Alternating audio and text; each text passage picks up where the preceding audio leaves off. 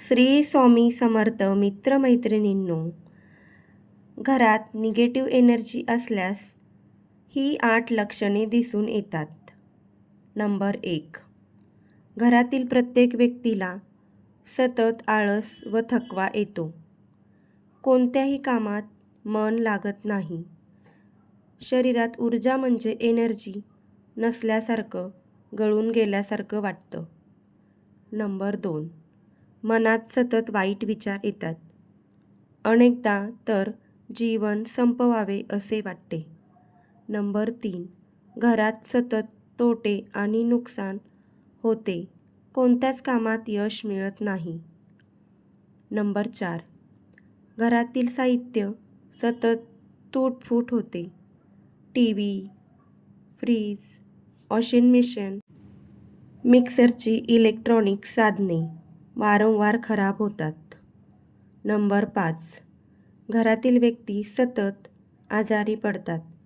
हे आजारपण औषध उपचार घेऊन सुद्धा लवकर बरे होत नाही. नंबर 6.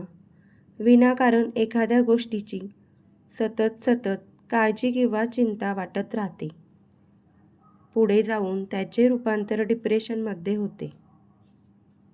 नंबर 7. काम शेवटच्या टप्प्यात अटकते किंवा होता राहून जाते. एखादी चालून आलेली संधी आश्चर्यकारकरित्या हातातून निसटून जाते. सतत वाईट स्वप्न पडणे. नंबर 8. घरात कोणीतरी असल्याचा भास होतो. निगेटिव्ह एनर्जी आहे की नाही हे कसे ओळखायचं?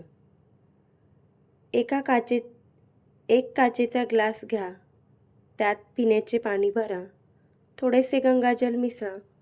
मूठभर गुलाबाच्या पाकळ्या त्यात टाका.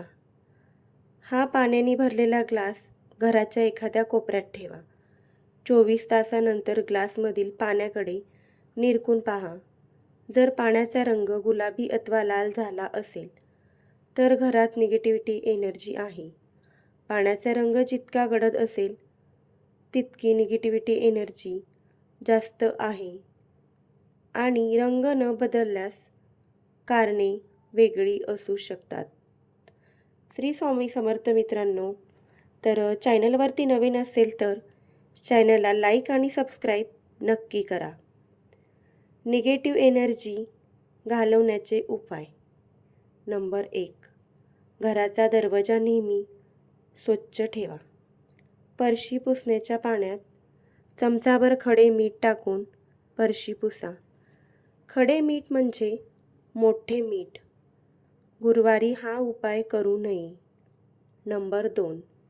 निगेटिव्हिटी एनर्जीचा त्रास होत असल्यास व्यक्तीला लहान मोहरी किंवा मोहरीचे दाणे, लाल मिरची आणि मीठ आणि नजर उतरवा.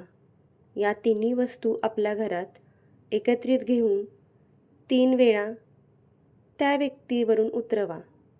नंबर 3.